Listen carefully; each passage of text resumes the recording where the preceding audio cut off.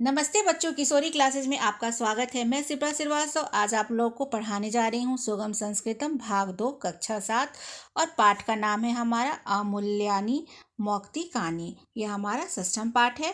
यहाँ इसमें 6 दोहे दिए हुए हैं। 6 दोहों को पढ़कर मैं उसका आप लोगों को अर्थ समझाऊंगी, तो अर्थ को आप लोग समझने की कोशिश करिएगा। तो बच्चे मैं स्टार्ट करती हूँ। पहला जो हमारा दोहा है वह है कि विद्या ददाति विनयम, विनयम ददाति पात्रताम, पात्रत्वाद धन मापनोति, धनाद धर्म तत् सुखम। ठीक है। विद्या के बारे में तो आप लोग जानते हैं। विद्या का अर्थ ज्ञान होता है। विनय का अर्थ होता है दयालुता, उसको हम लोग काइंडनेस बोलते हैं। और पात्रता का अर्थ होता है योग्यता होना, यानी एबिलिटी। और उसके बाद हम इसका अब अर्थ जानते हैं कि विद्या ददाति विनयम, विनयम ददाति पात्रता। विद्या हमें विनम्रता देती है और विनम्रता से योग्यता आती है ना। जब हम विद्या ग्रहण करते हैं तो हमें क्या होता है, हमारे अंदर दयालुता आ जाती है, विनम्रता आ जाती है। और जब हमारे अंदर विनम्रता आती है तो हमारे अंदर क्या होता है, योग्यता आ जाती है, एबिलिटी आ जाती है ना। योग्यता से क्या होता है कि धन प्राप्त होता है। जब हम योग्य हो जाते हैं तो हमें क्या होता है, धन प्राप्त होता है। हमें जब हम किसी भी काम में, किसी भी चीज़ में योग्यता जब हमारे सामने आ जाती है तो हमें उससे धन प्राप्ति के हमारे मार्ग खुल जाते हैं, तो हमें धन प्राप्त होने लगता है। और धन से क्या होता है, धर्म। जब धन आता है तो हम धर्म की ओर बढ़ते हैं और धर्म से क्या होता है, सुख की प्राप्ति होती है ना। जब धार्मिक कार्य हम करते हैं तो हमें बहुत आत्मिक सुख की प्राप्ति होती है। तो इस दोहे का अर्थ हम इस तरह से समझ सकते हैं कि विद्या विनम्रता देती है, विनम्रता से योग्यता आती है, योग्यता से धन प्राप्त होता है, धन से धर्म और धर्म से सुख की प्राप्ति होती है। तो इतना आप लोगों को समझ में है। मैं आगे दूसरे दोहे की ओर बढ़ रही हूँ। यथा चित्तम तथा वाचो, यथा वाचस्था क्रिया, चिते वाची क्रियायाम च साधु नामे क रूपता। यथा चित्तम तथा वाचो, यथा चित्तम का अर्थ हो गया आपका, यथा मतलब जैसा होता है, जैसी, और तथा मतलब हो गया वैसी, जैसी वैसी। तो यथा चित्तम का, चित्त का अर्थ क्या होता है, चित्त का अर्थ होता है मन, माइंड होता है चित्त का अर्थ। तो यथा चित्तम तथा वाचो, यथा वाचस्तथा क्रिया, चिते वाची क्रियायाम च साधो नाम एक करूपता। तो इसका अर्थ यह हुआ बच्चों कि सज्जन लोगों की चित्त, दो प्रकार के लोग होते हैं, सज्जन और दुर्जन। तो जो अच्छे लोग होते हैं वो सज्जन कहलाते हैं। तो सज्जन लोगों की चित्त मतलब उनका जो मन होता है, माइंड जो होती है, वाणी और क्रिया में एक रूपता होती है। यानी वो जो बोलते हैं और जो काम करते हैं उनमें क्या होती है, एक रूपता होती है ना। जो मतलब कहते हैं वो करते हैं। अर्थात जैसी चित्त वैसी वाणी होती है, अर्थात जिसका जैसा मन होता है वैसी ही उसकी वाणी होती है। दो जन व्यक्ति को देखते हैं आप, उनके वचन कितने कड़वे होते हैं, देख के ही सुनने का मन नहीं करता, होता है ना ऐसे।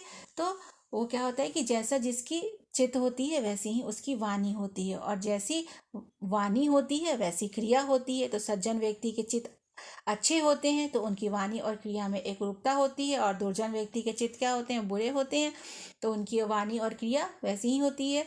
तो इसका अर्थ आप लोग समझ रहे हैं। इसको मैं फिर से समझा रही हूँ आप लोगों को कि सज्जन लोगों का चित्त और वाणी क्रिया में एक रूपता होती है, अर्थात जैसा चित्त वैसी वाणी होती है, और जैसी वाणी वैसी क्रिया होती है। तीसरा जो है हमारा बच्चों वो है कि नमन्ति फलिनो वृक्षा, नमन्ति गुणिनो जना, शुष्क वृक्षाश्च मूर्खाश्च न नमन्ति कदाचन। नमन्ति फलिनो वृक्षा, फलीन मतलब होता है फलयुक्त, और नमन्ति मतलब होता है झुकना, नमन करना। जब किसी को नमन करते हैं, नमन से नमन्ति हो गया संस्कृत में। तो मतलब जब हम प्रणाम करते तो झुकते हैं ना, नमन करना, तो वही हो गया नमन्ति। तो नमन्ति फलिनो वृक्षा, वृक्ष का अर्थ तो आप लोग जानते ही हैं।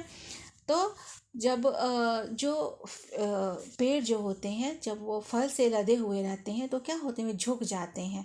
इतना अधिक उसके ऊपर फल रहता है कि फल झुक जाते हैं और उनके अंदर तनिक भी घमंड नहीं रहता है, नहीं रहता है ना। जबकि वो क्या होता है, बहुत लोगों का पेट भरते हैं, पक्षियों का, इंसानों का, पशुओं का होता है ना। तो वो, लेकिन उनके अंदर घमंड नाम की कोई चीज़ नहीं होती, वो बहुत झुके हुए होते हैं क्योंकि उनके अंदर इतना ज़्यादा उनके अंदर गुण भरा हुआ होता है कि वो अपने गुण से झुक जाते हैं। और गुणवान व्यक्ति भी ठीक फलयुक्त पेड़ की भांति ही होते हैं। क्या होते हैं कि गुणवान व्यक्ति, जो व्यक्ति गुणी होती हैं, वो भी विनम्र होते हैं, वो भी बहुत जल्दी किसी के सामने झुक जाते हैं। अब ये नहीं कि उनके अंदर कोई भी वो कोई घमंड नहीं करते हैं वो अपने ऊपर। लेकिन शुष्का वृक्षाश्च, शुष्क वृक्ष का अर्थ होता है बच्चों सूखे पेड़। तो शुष्क वृक्ष यानी जो सूखा पेड़ होता है। और मूर्ख लोग जो होते हैं, जो बेवकूफ़ लोग होते हैं, वो क्या होते हैं, कभी किसी के सामने नहीं झुकते ना। आप ध्यान करेंगे कि सूखा पेड़ बिल्कुल स्ट्रेट रहता है ना। और मूर्ख लोग भी होते हैं, वो भी क्या होते हैं कि बिल्कुल अपनी बात ही मनवाते हैं, दूसरे की बात नहीं सुनते हैं ना। और वो कभी किसी के सामने झुकते भी नहीं हैं, उन्हें लगता है कि वे ही सही हैं। तो यहाँ पे इस दोहे का अर्थ हो गया बच्चों कि फल युक्त पेड़ झुक जाते हैं, गुणवान व्यक्ति भी विनम्र होते हैं, लेकिन सूखे पेड़ और मूर्ख लोग कभी नहीं झुकते हैं। तो बच्चों अब हम चलते हैं चौथे दोहे की तरफ।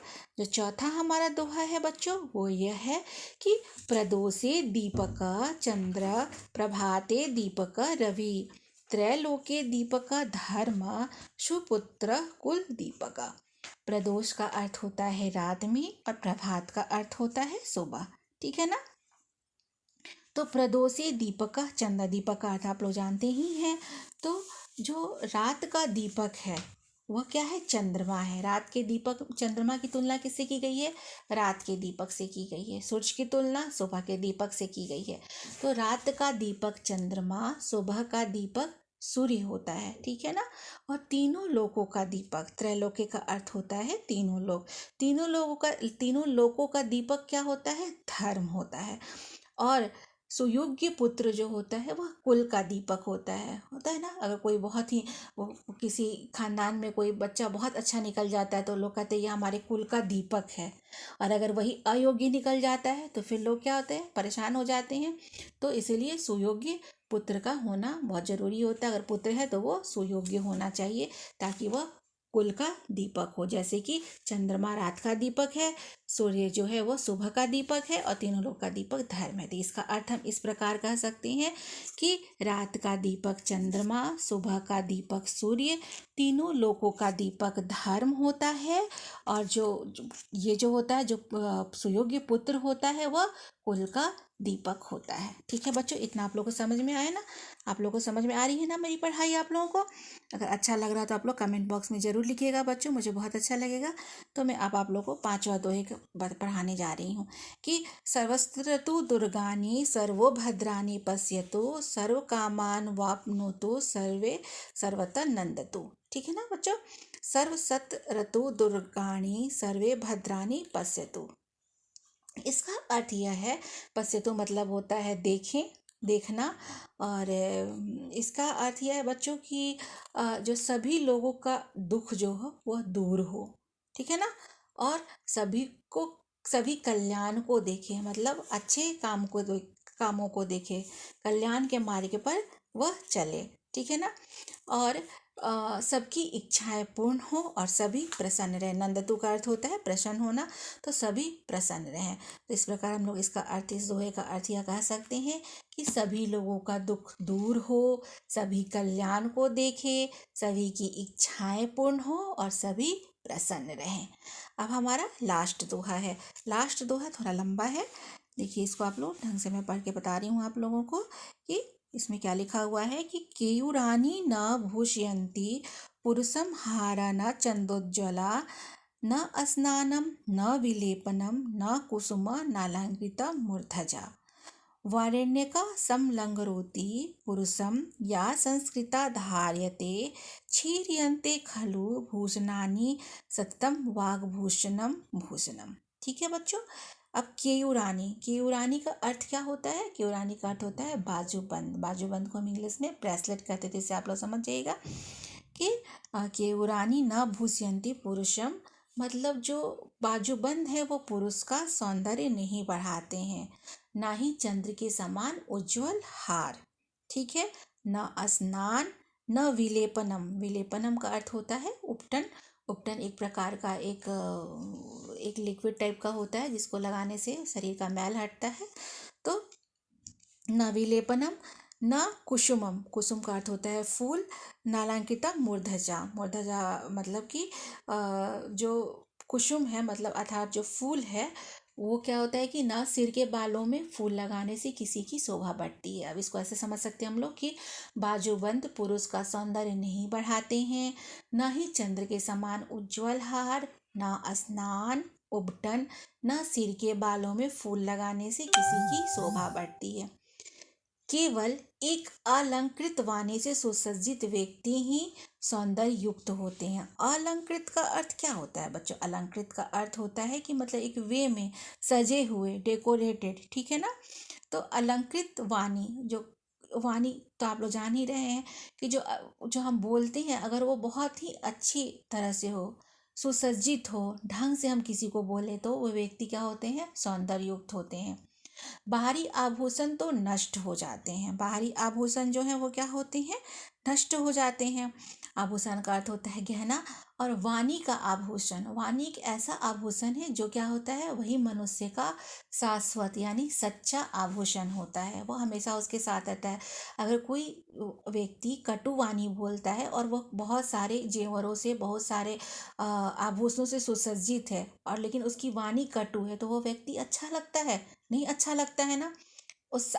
उसके पास से वो कई कितने भी गहने से, कितनी आभूषण से सुसज्जित हो, आदमी जो अच्छा सज्जन इंसान है उसके सामने से निकल जाता है, उसकी बातों को नहीं सुनता है। लेकिन कोई इंसान अगर वो सामान्य है, सीधा है और उसकी वाणी है बहुत अच्छी है, बहुत अच्छे ढंग से बोल रहा है, तो उसको सब लोग सुनते हैं, सुनते हैं ना।